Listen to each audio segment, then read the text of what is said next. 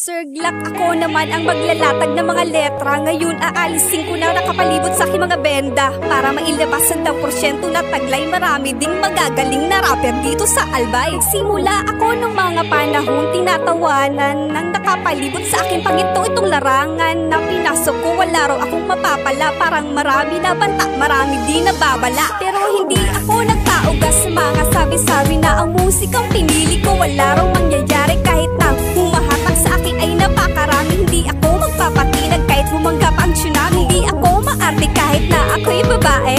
Kaya makipagsabayan kahit sa mga lalaki. Hindi umaatras, patuloy lang sa pag-abante. Parang coronavirus, patuloy lang sa pag-atake. Wala lang sa sarili, ito'y aking naging sandata. Ganyan talaga ang buhay ng isang makata. Tinutupad ko na mga pangarap ko nung ako'y bata. Masasakyan ko na magabakang papel sa sapa. Dahil ito ay totoo, di na nagbibiro. Yung kinakalawang dati ay naging isang ito. Yung dating malabo, unti-unting naging malinaw. Yung dating pulang tingkad ngayon ay nakakasilaw. Kahit na madapa man ng paulit-ulit, patuloy lamang sa pangarap sa aking ginuguit. Basta pangako sa sarili ay hindi na mapupunit. Pag-iingatan ng pangarap para lamang maging sulit. Huwag magmayabang, huwag nang sumabat. Isipin mo na walang mayabang na alamat. Huwag nang gantihan kung sino sa'yo sumabat. Lahat tayo magagaling, meron din tayong katapat.